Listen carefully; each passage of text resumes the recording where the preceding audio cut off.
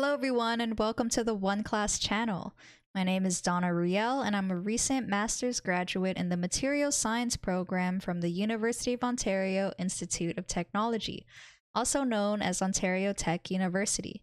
I also took my Bachelor's of Science at this institution as well in the Pharmaceutical Chemistry program. Today we're going to go over some commonly asked questions in chemistry at the high school, college, and university level.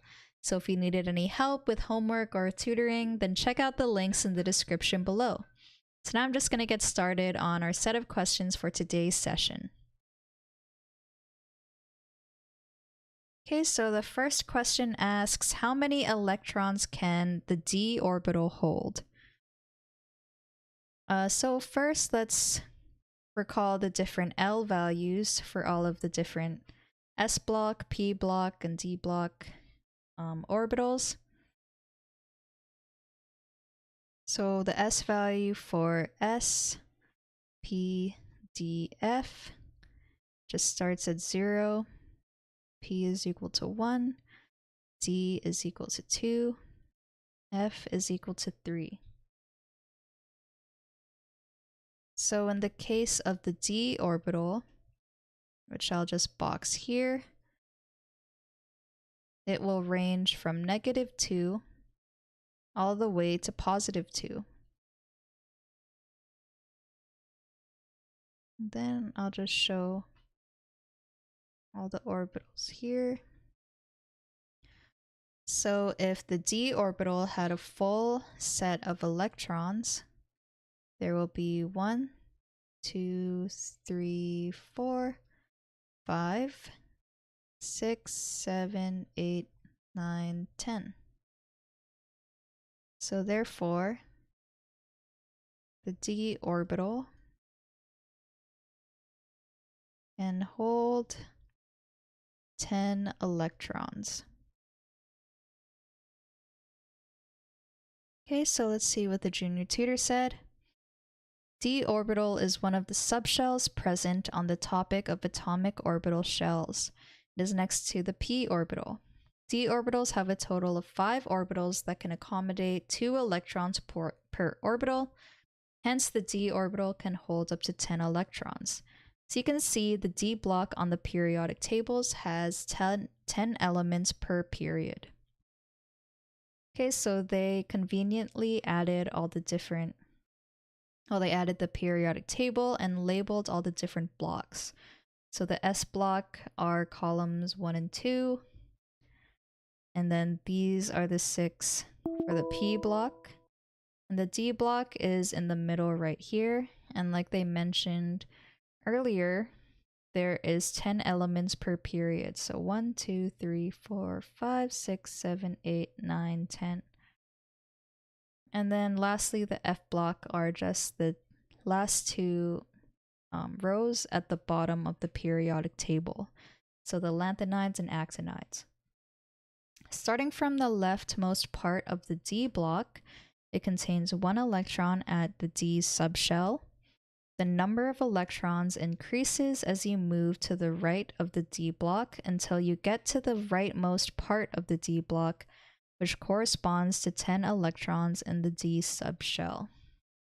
Yep, so this solution is correct.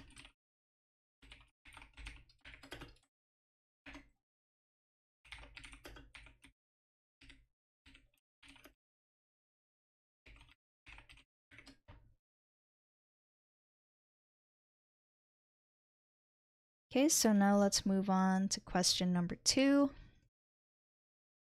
How many formula units are contained in 0.67 grams of calcium oxide? So first, let me define what a formula unit is.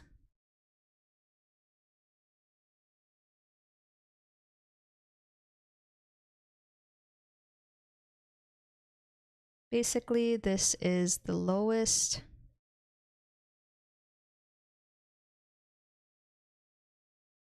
whole number ratio of ions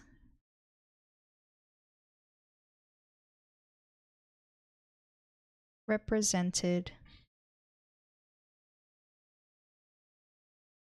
in an ionic compound.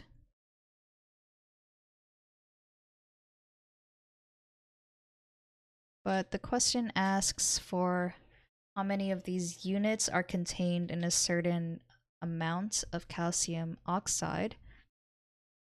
So we can also look at formula units as the number of particles.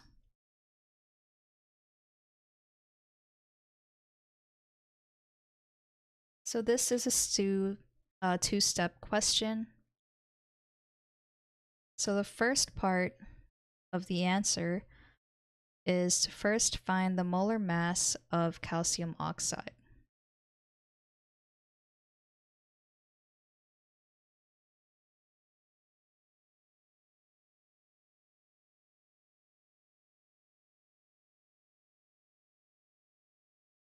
So to find the molar mass of calcium oxide, we would need both the atomic masses of calcium and oxygen.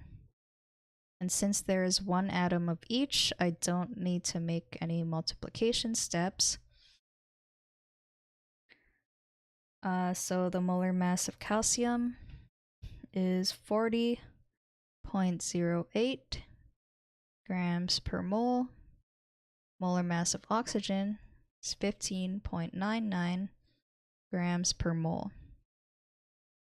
Adding these values up gives us a molar mass of 56.08 grams per mole.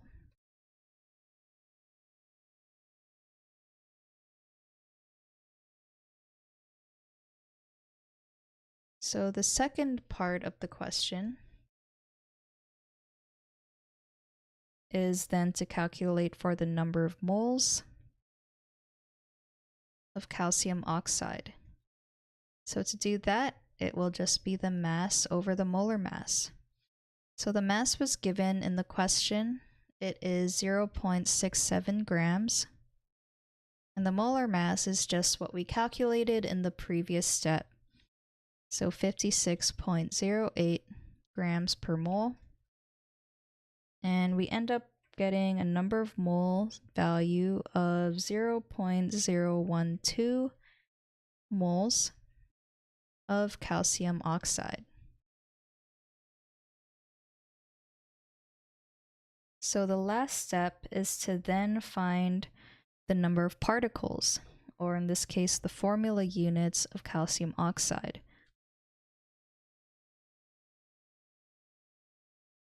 So to do this, we would need to multiply by Avogadro's number.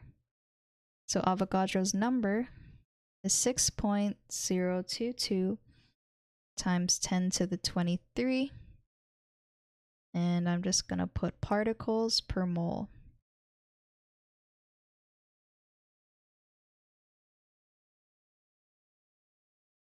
Okay, so multiplying by Avogadro's number gets rid of the moles and leaves us with the number of particles, or formula units, which is 7.17 times 10 to the 21 formula units.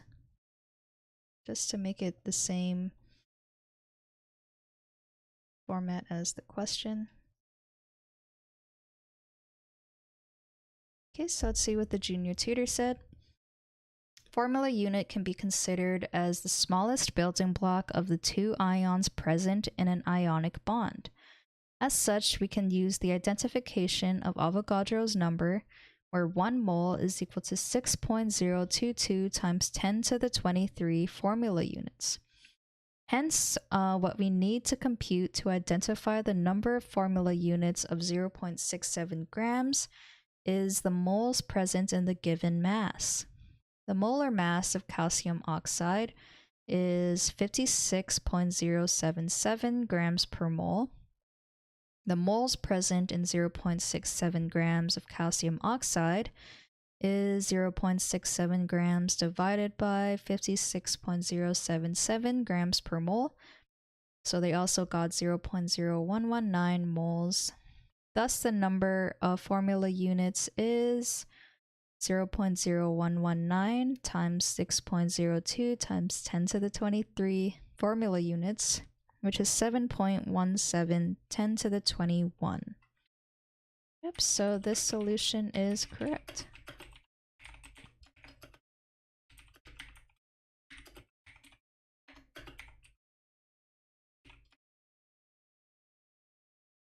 Okay, so now let's move on to question number 3.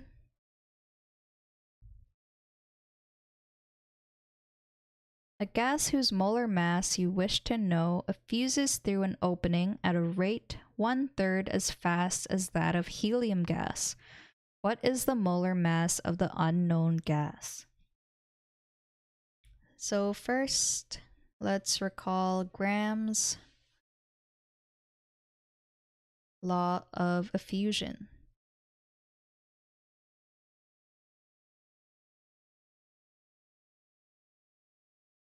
So this can be expressed mathematically, where the rate of one of the gases, so the rate of the effusion of one of the gases divided by the rate of effusion of another gas is equal to the square root of the molecular weight of the second gas divided by the molecular weight of the first gas. So this can also tell us that heavier compounds, or I'll just say heavier gases,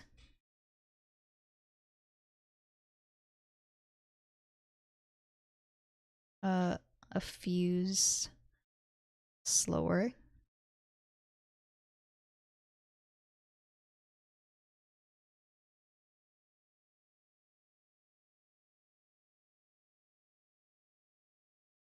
And also lighter gases, as you can guess, effuse at fast rate. So using Graham's law of effusion, and we also know that the rate of one of the unknown gas is 1/3 as fast as that of helium gas. So they actually give us a lot to answer this question. So let's say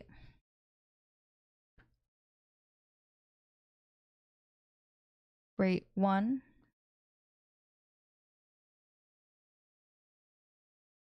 or the rate of helium gas is equal to 1, just so that we can just define it.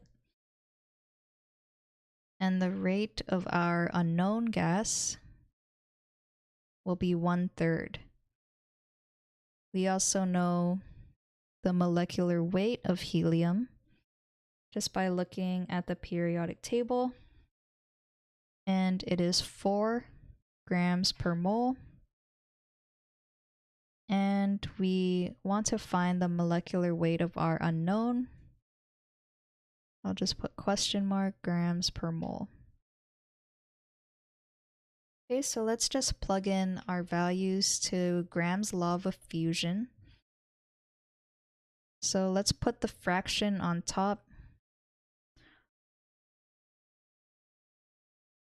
1/3 over 1 is equal to the square root of 4 grams per mole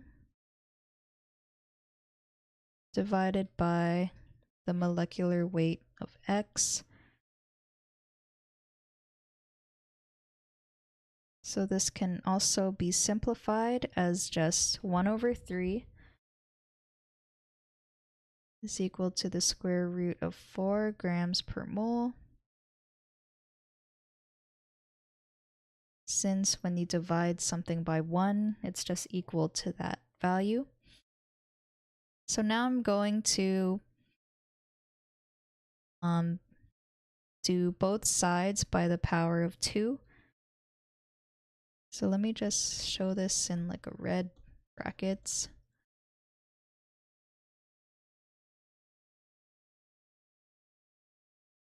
And this is just to get rid of the square root. So if you remember your multiplication of fractions, it's just 1 times 1 and then 3 times 3. So 1 over 9 is equal to 4 grams per mole over our unknown. And then we can simplify this further. So let's say we brought that over to one side, and we brought the 9 over to the other side.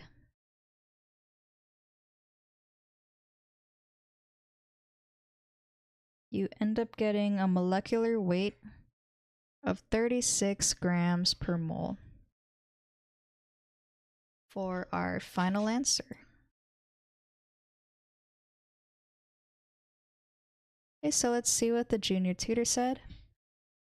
To answer this problem, Graham's law of fusion, rate 1 over rate 2 is equal to the square root of molecular weight 2 over molecular weight 1 will be used. Step 1, let 1 equal the rate of a fusion of helium gas. Therefore, 1 over 3 is equal to the rate of a fusion of the unknown. Let rate 1 and MW1 be the rate of a fusion and molecular weight of the unknown respectively. Let rate 2 and molecular weight 2 be the rate of a fusion of and molecular weight of helium gas respectively, where the molar weight of helium is 4 grams per mole. Step 3, substitute known values to the equation and solve for the unknown. So they subbed in the same values. Yep, and then got rid of the square root and got a final answer of 36 grams per mole. Yep, so this solution is correct.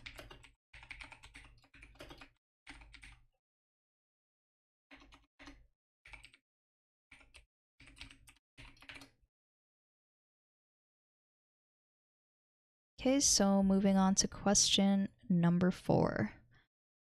How many quarts are in a gallon? So there are, in fact, 4 quarts in 1 gallon. Let's see what the junior tutor said. There are 4 quarts in a gallon. A fluid quart is a unit of liquid volume and is equal to a quarter gallon or 2 pints. There are 2 different measurements of the fluid quart. The US fluid quart, 946 mils, and the UK imperial quart, 1136 mils. 1 US gallon is equal to 3,785 mils. So then they just found out how many quarts were in the gallon by dividing 3,785.41 divided by 946.35, and they got 4. They did the same thing with the UK values and also got 4. So this solution is correct.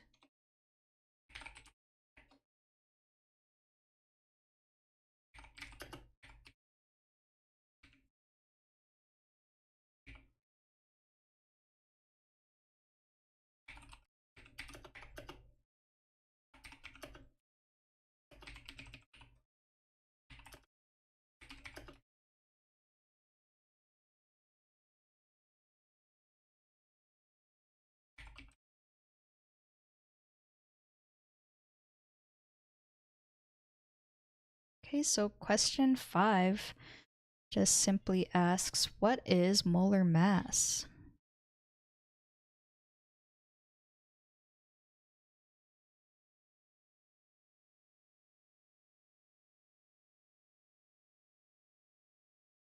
So the molar mass is the mass of a compound,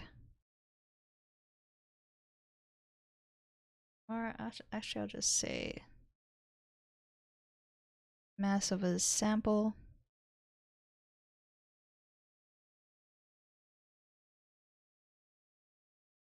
of that compound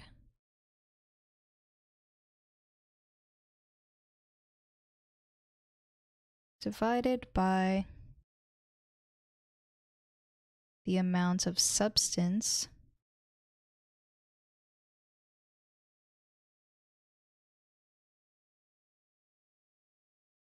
in that sample, where the substance is measured in moles.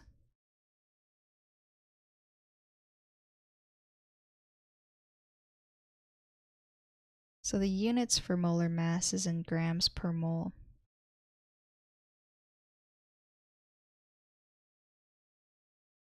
Okay, so let's see what the junior tutor said, because their answer looks pretty interesting. Mole is a counting number serving similar purpose as a pair, dozen, gross, or decade, etc. It is equivalent to 6.022 times 10 to the 23, which is Avogadro's number of anything. And it is used normally for atoms, ions, or molecules, or any other particles that are too large in number and too minute to count. So other particles can be like photons as well. So we can say like 1 pair of socks is equal to 2 pieces of socks. A dozen roses is equal to 12 roses. 1 gross of eggs is equal to 144 eggs. A decade is 10 years. 1 mole of an atom means 6.022 times 10 to the 23 atoms. A mole of H2O contains 6.022 times 10 to the 23 molecules. Molar mass is defined as the mass of a given particle or substance per mole of that particle or substance.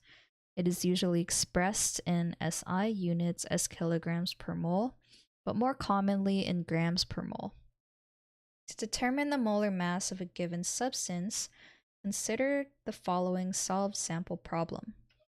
What is the molar mass of sodium carbonate? Using the periodic table, determine the elements making up the given compound or substance.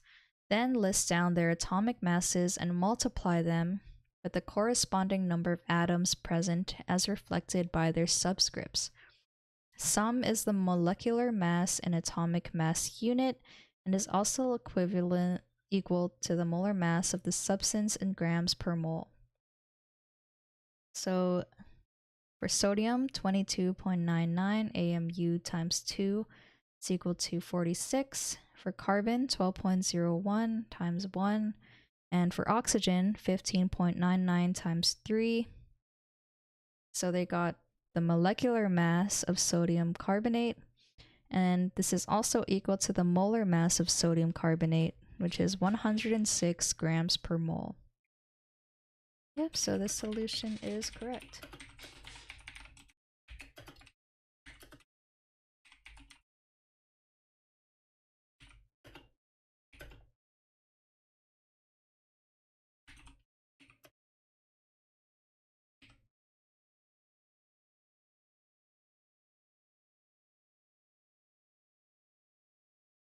Okay, so question 6 is some organic chemistry. What is the mechanism of a Grignard reaction? So I've heard people pronounce it Grignard, Grignard. I like Grignard. Grignard reaction.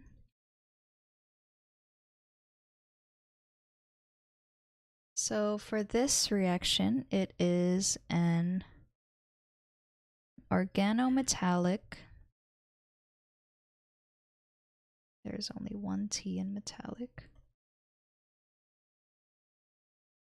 Organometallic chemical reaction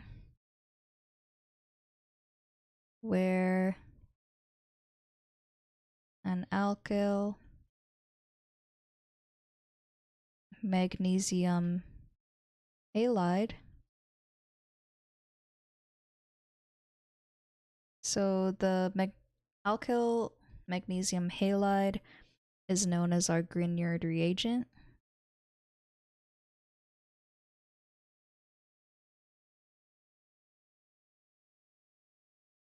And basically it is like the carbon group that you want to add.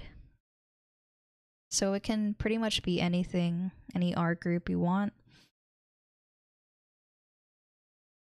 So it is added to a carbonyl group. So if you don't remember, carbonyl groups are like aldehydes or ketones, and they pretty much contain a double bonded oxygen to a carbon. So the Grignard reagent can be added to either a carbonyl group or even an epoxide. So I'll have examples for both. So let's say we had carbonyls.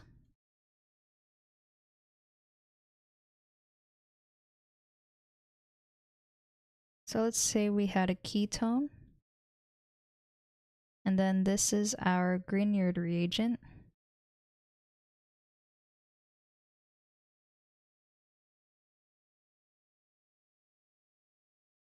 It will attack at the carbonyl. And it will give us a negatively charged oxygen.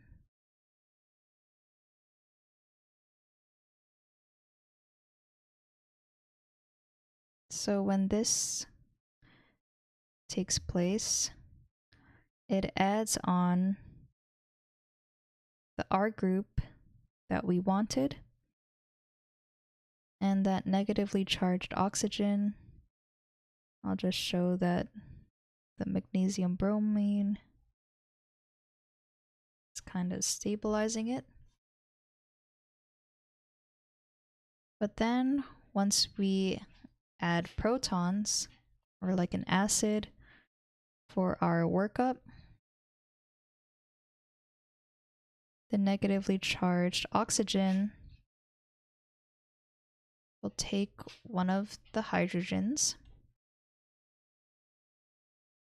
to form an alcohol group.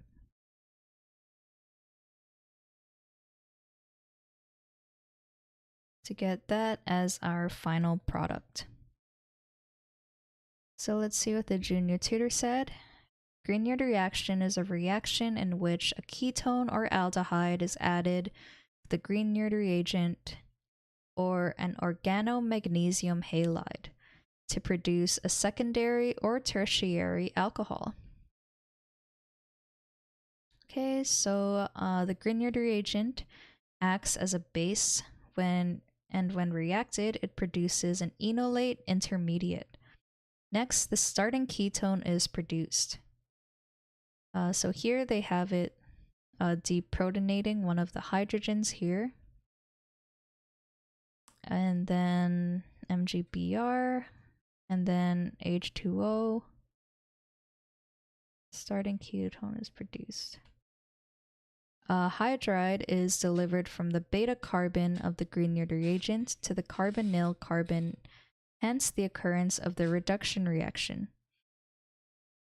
So here they show Grignard reagent coming in.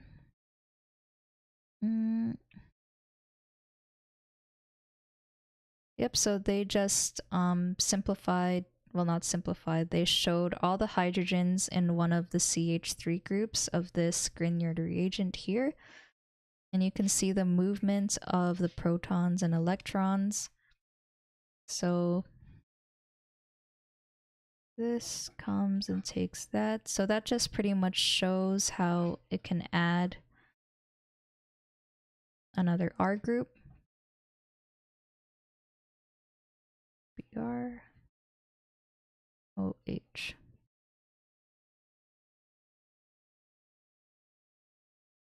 Yep, so this solution is correct.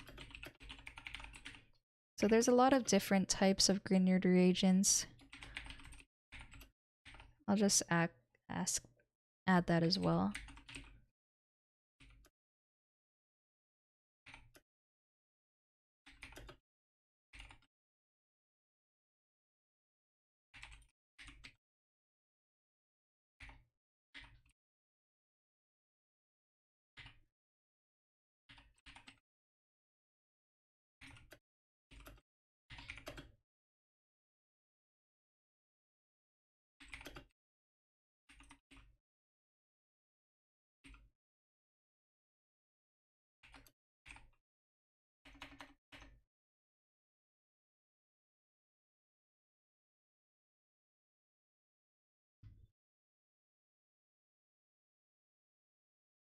Okay, so question 7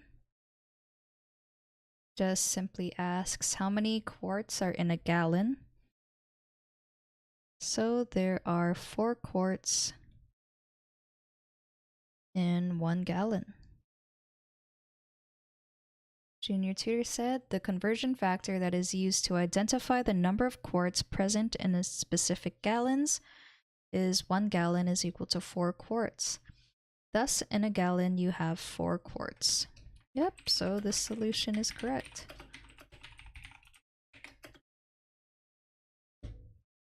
Not much to it. Question 8 just asks, how do you convert from tablespoons to grams? So generally,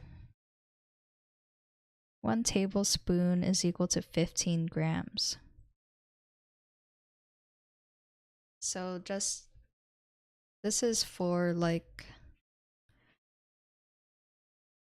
let's say water. Obviously, if you had a tablespoon of something more dense than water, then it'll be heavier. But generally speaking, let's just use the 15 grams. So the question asks, how do you convert from tablespoons to grams? So let's just have an example. So let's say how many grams are in like 6 tablespoons. If we wanted to answer this question using the 15 grams per 1 tablespoon conversion factor, we'll do x grams over 6 tablespoons is equal to that conversion factor in the same order, so 15 grams over 1 tablespoon. So now we just solve for x, so we'll multiply both sides by 6 tablespoons.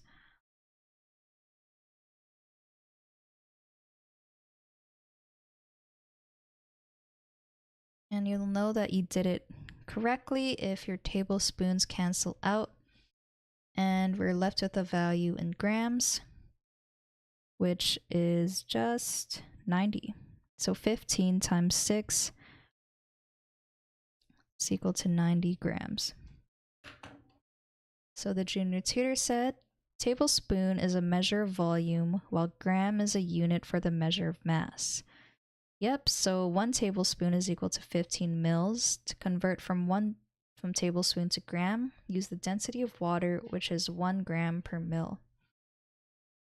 Yeah, you could do that too.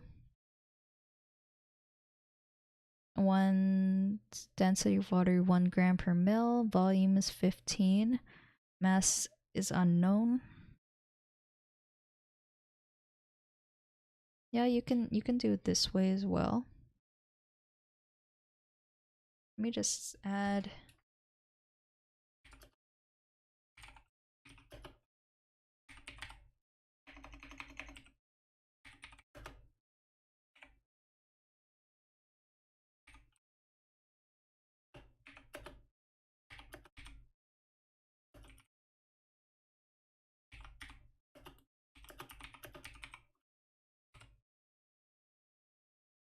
So I'll just say the solution is correct. So 9 asks, how many cups are in half a gallon? So first, let's recall that 1 gallon is equal to 16 cups. So now let's try to solve for how many cups, x cups, are in 0.5 gallons. So let me just show the conversion factor. I'm doing it the long way just so that we can all see how all the units should cancel out. So multiplying both sides by 0.5 grams is pretty much the same thing as dividing it by 2. But I'm just going to show the multiplication going on. how our gallons will cancel out. Oh, I crossed out the wrong one. And our equation is just simply 16 divided by 2. So there are 8 cups in half a gallon. The junior tutor said the conversion factor for gallons to cups is 1 gallon is equal to 16 cups. To convert half gallon to cups, we multiply the conversion factor of a gallon to cups to half gallon. Make sure that the gallon factor is in the denominator of the conversion factor to ensure correct dimensional conversion. Yep, so this solution is correct.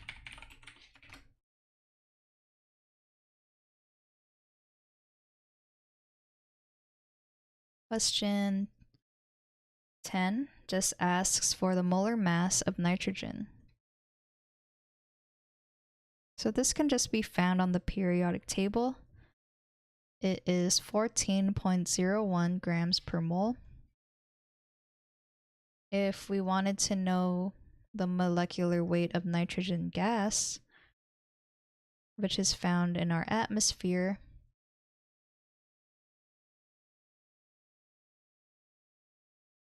all we'd have to do is multiply the molecular weight of nitrogen by 2. So it is 2 times 14.01, which is 28.02. Okay, so I have 2 answers here. So the molar mass of nitrogen is 14.01 grams per mole. Molar mass of an element can be determined using the periodic table. It is usually presented as atomic weight or atomic mass. So here they show like an example of what it might look like on the periodic table. The 7 represents the atomic number, which is also the number of protons that are in the element. So in the case of nitrogen, since its atomic number is 7, that means there's 7 protons. On the right here, they labeled what the atomic weight was. So in this case, it's the 14.007.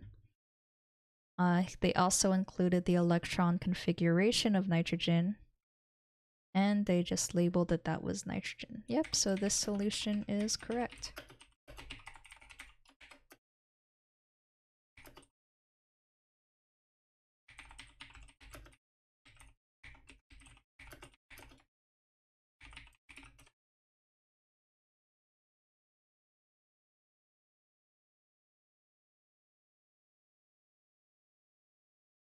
Okay, so I think we're on question 10. What type of Bunsen burner flame indicates the complete combustion of methane? So when you have a complete combustion, this tells us that the air hole is open.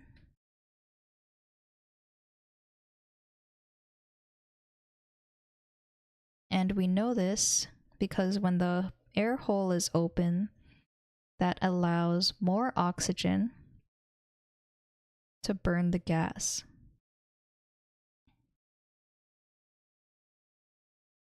So the flame that is shown is a blue flame color. To answer the question, methane burns with a blue flame.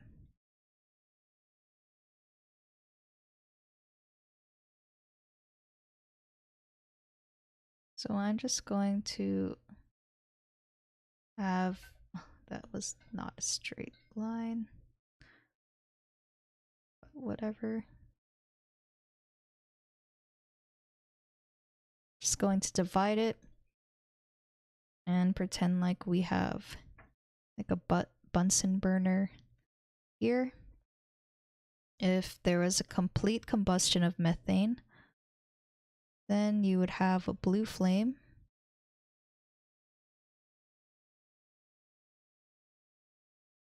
But let's say there was an incomplete combustion.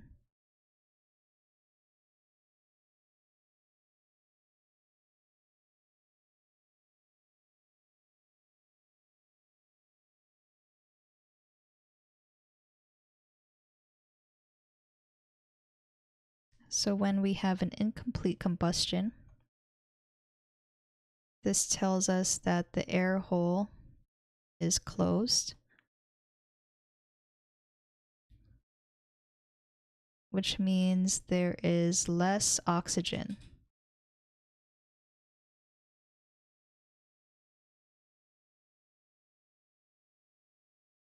So this gives us a yellow flame.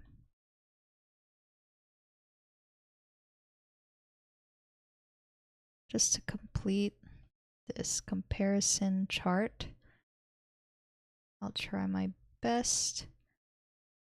Oh, cancel. How do I get a yellow?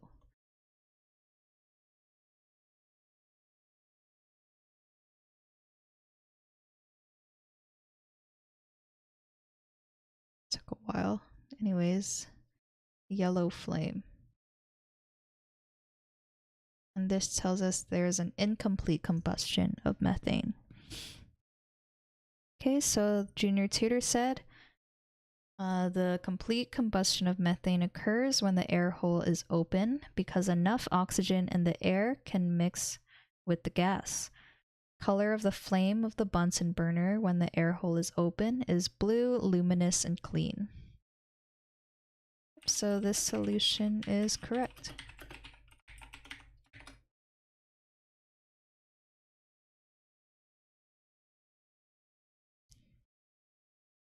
Let's change the color again.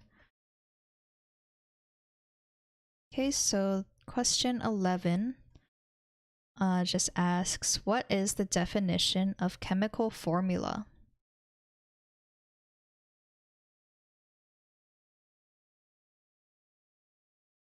So a chemical formula simply just shows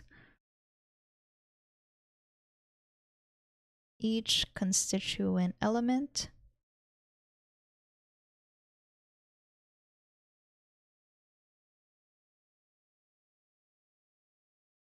by its chemical symbol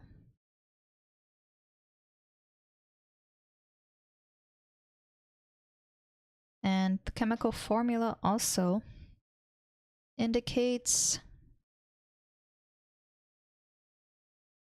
the proportionate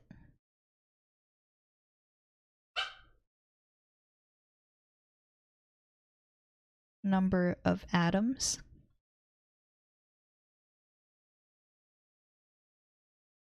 of each element as well, or compound.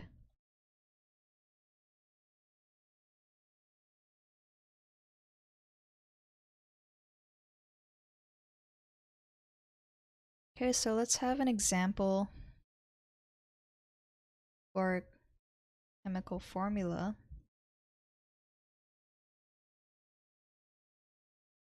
So let's say we wanted to find out the chemical formula of methane. I'm just also going to write it as a reaction, just so that we can apply it to a typical example. Oxygen, carbon dioxide, and water. The chemical formula for methane is CH4. Chemical formula for oxygen gas is O2. Carbon dioxide is CO2. And water is H2O. And just to also finish the reaction up, I'm going to balance. There should be 4 hydrogens on both sides, 4 oxygens on both sides, and 1 carbon. So the Junior Tutor said, chemical formula is useful for compounds, which is a substance containing a definite proportion of elements. Chemical formula tells us the number of atoms present for each element consists of the symbols of each element followed by a subscript that tells how many atoms are present for each. Yep, so the solution is correct. For example, chemical formula for methane is CH4.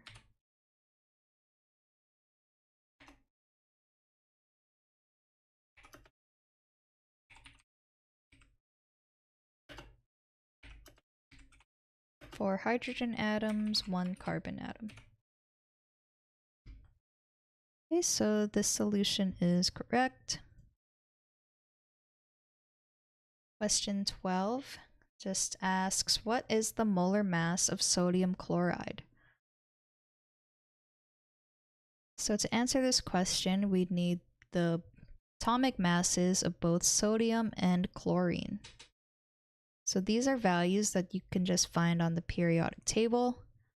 And since there is only 1 atom of sodium and 1 atom of chlorine, we don't need to multiply the molar masses by the number of atoms since it's just 1. So the molar mass of sodium is just 22.99 grams per mole. And the molar mass of chlorine is 35.45 grams per mole. So adding these values up gives us a total of 58.44 grams per mole. So let's see what the junior tutor said. Solve for the molar mass of sodium chloride. First determine the molar mass of each element. Sodium 22.99, chlorine, I think they mean 35.45 grams per mole. Next, since all elements of the compound contain no subscript, it means it consists of 1 atom of each. Just add the molar mass of each element. 22.99 plus, again, this should be 35.45 to give, it should be 58.44 grams per mole. So I'm just going to correct that.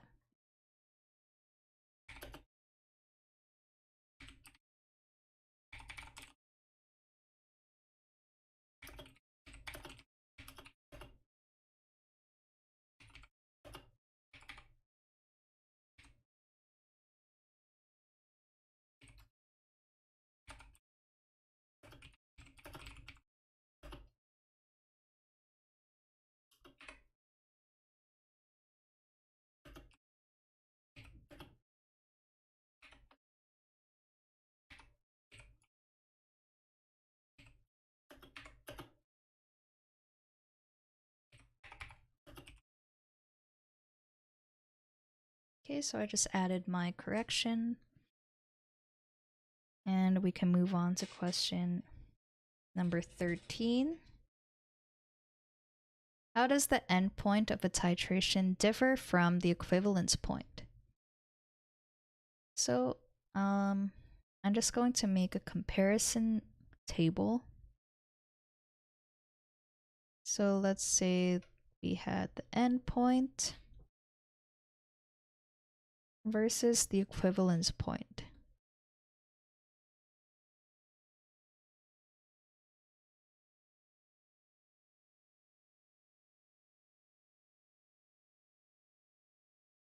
So the endpoint is in the part during a titration where the indicator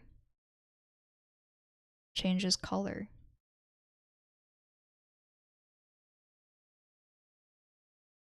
That's if it's like a color indicator.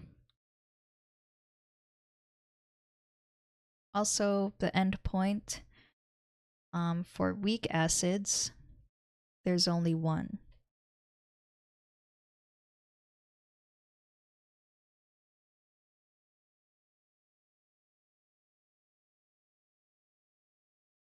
For equivalence point, on the other hand, this is when the titrant is chemically equivalent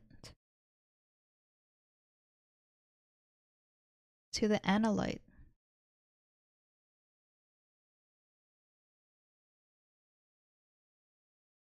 And also adding that weak acids can have multiple equivalence points.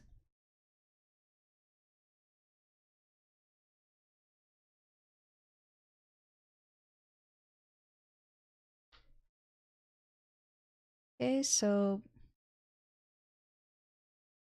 let's see what the junior tutor said. Endpoint of a titration is the point where the indicator changes color. For example, the endpoint of titration when phenolphthalein is the indicator is when the solution becomes a faint pink. On the other hand, the equivalence point is when there are equal amounts of moles of the acid and the base. That is, the moles of acid are equal to the moles of the base. So they just showed it in an equation. N acid is equal to N base. So we can use equation 1 to get the molarity of the acid or base. The endpoint is typically the point after the equivalence point. So the equivalence point of the titration with phenolphthalein is when the number of moles of base and acid is equal, but the endpoint is when the color change in the solution occurs. Yep. So this solution is correct.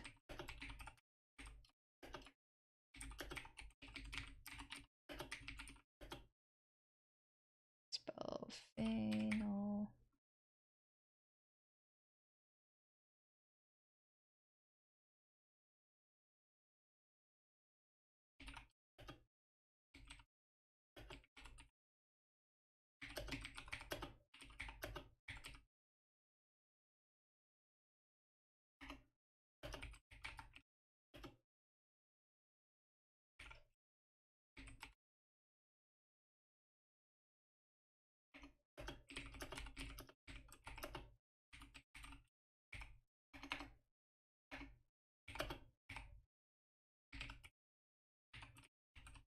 Okay, so I also just added that weak acids only have one endpoint and can have multiple equivalence points. The solution's still correct.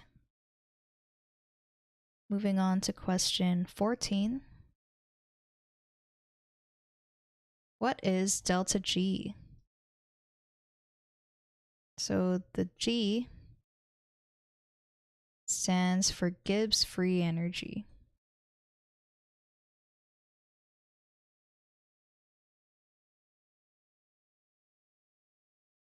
So basically, this tells us the max amount of non-expansion work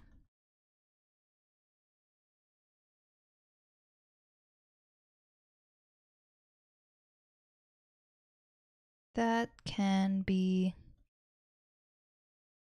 extracted from a thermodynamically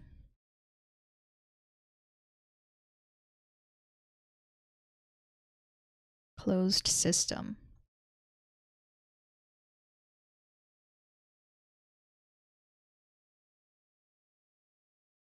So when you have delta G, anytime you have delta, this means there's a change. So delta G is the change in Gibbs free energy.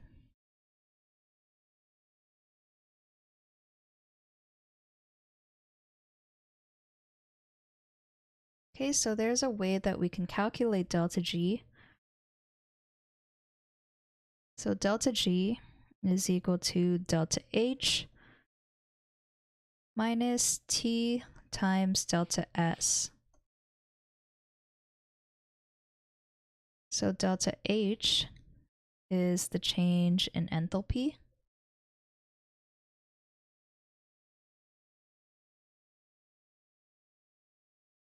T is just temperature.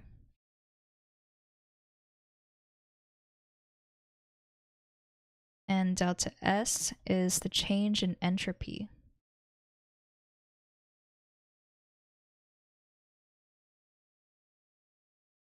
Okay, so delta G can also tell us a lot of things about the reaction. So when you get a delta G value that is negative, this tells us that the reaction is spontaneous.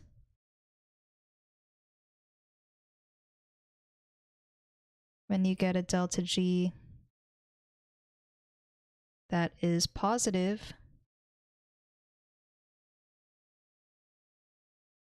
this tells us the reaction is non-spontaneous. And finally, when delta G is equal to 0, that means the reaction is in equilibrium.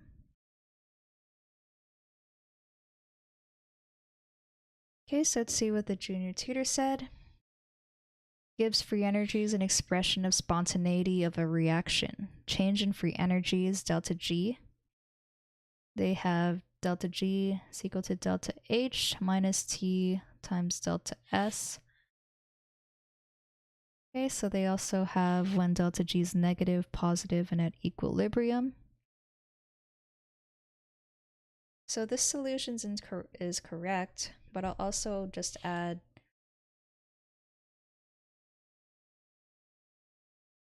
the actual definition of Gibbs free energy.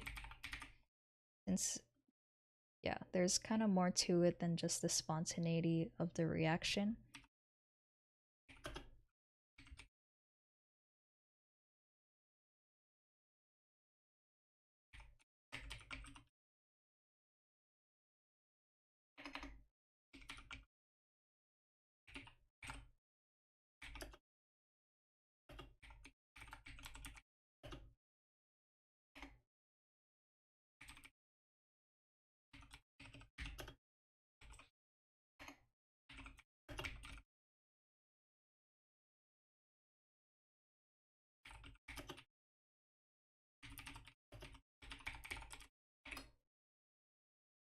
But I'll still say the solution is correct.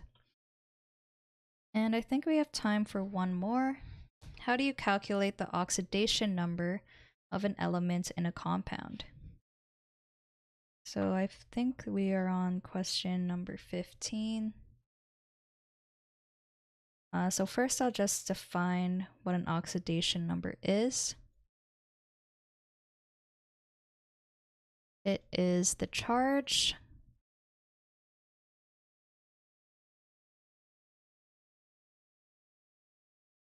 that atom would have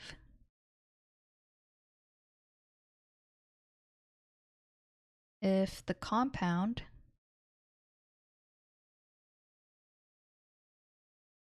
was composed of ions.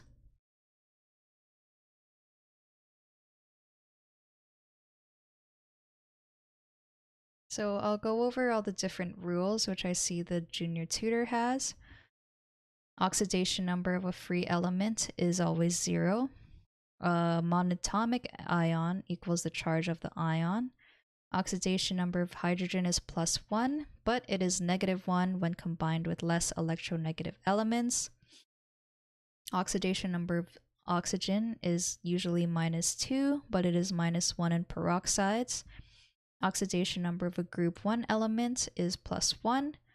For group 2 elements, it's +2. For group 17 elements, it's -1.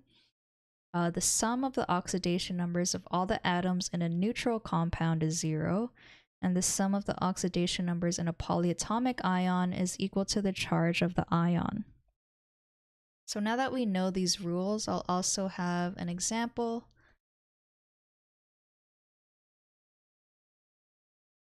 So let's say we had aluminum sulfate, and we wanted to find the oxidation number of the sulfur.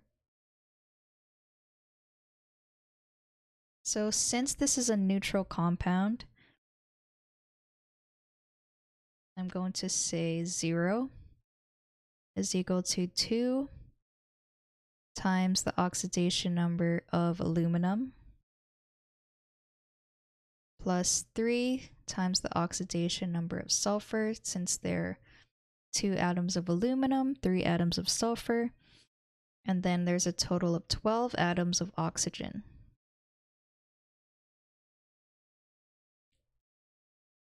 So aluminum is a group 3 element, and its oxidation number is +3.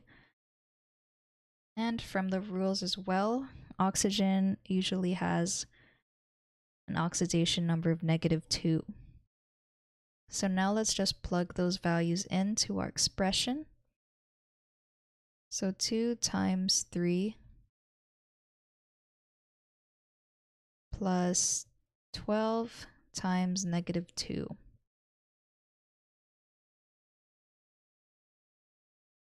And then we just solve for S.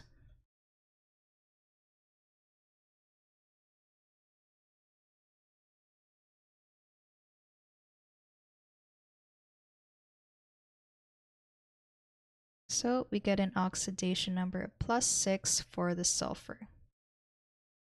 So that's an example of how you would calculate that. So this solution is correct.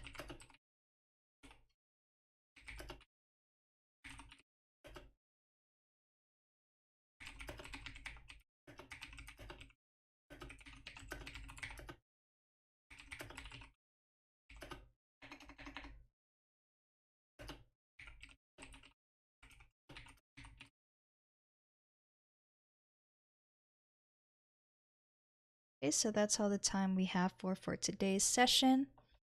So if you enjoyed today's Q&A and you'd like to be notified of when we do this next, please hit the subscribe button and notification bell below. And if you wanted to submit a question of your own, then check out the links in the description. And also, if you liked today's video, go ahead and give it a thumbs up and a comment.